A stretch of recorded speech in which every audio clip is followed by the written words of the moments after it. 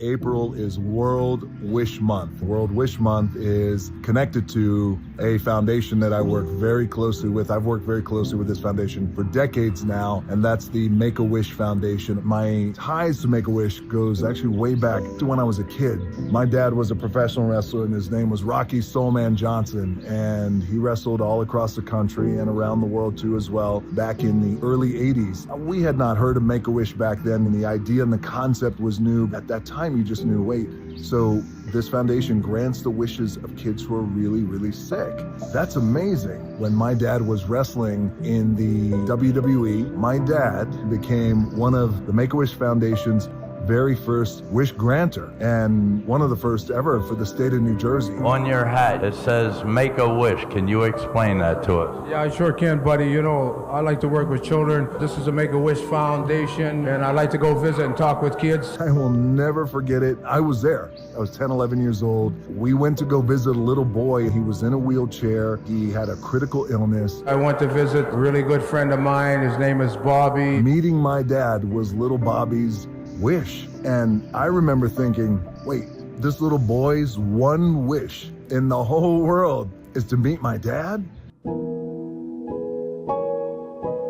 My dad picked up little Bobby out of the wheelchair and he held him on his lap and in his arms. And I remember Bobby being real small. Of course, my dad was jacked, so he looked extra small in my dad's arms. And I'm a little kid. I was blown away at this idea that this other little boy looked at my dad in that way. It was his last wish. He wanted to see me, and I went down and I spent the whole day with him. It just gave me this crazy perspective, and I saw my dad in a different light.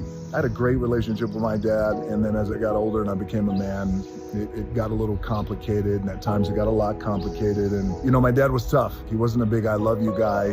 He showed his love in other ways, I guess, but he was tough, and he was a tough guy, and he was tough on me. That's the way he chose to raise me, and that's okay. But watching this moment with my dad and little Bobby allowed me to see this side of my dad that was so loving and moving. I'll never forget it, and I know it moved my dad. This Make-A-Wish Foundation is one of the greatest things that there ever is, and I'm more than happy to take my time to spend with kids like that because I really enjoy doing things like that. That's how far back my ties go with Make-A-Wish. And now, years later, as life can ironically come full circle, I get the opportunity to grant wishes too as well. I have had the great honor and deepest privilege of granting hundreds and hundreds and hundreds of wishes over the years. Every single one moves me, depending on these kids' conditions. Sometimes it really sits me down and it takes my breath away. Working with Make-A-Wish and granting these wishes for these little kids who are really going through it, it's truly the best part of my fame. So I want to encourage you guys, if you ever have an opportunity to work with Make-A-Wish or help make one of these kids' wishes come true, I encourage you to go for it and do it because it's so gratifying and satisfying. And even if you don't have a chance to work with Make-A-Wish, there's also just this idea of being kind and being good to people, and especially little kids who are going through it and going through tough times. There's real value in just being good to people and being kind because that matters. It goes a long way. There's a great saying I heard when I was 15 years old, which is, it's nice to be important, but it's more important to be nice. And I carry that with me. Thank you for everybody supporting Make-A-Wish. Thank you to the entire Make-A-Wish Foundation, my team. Love you guys. Thank you for the support, and I'm lucky.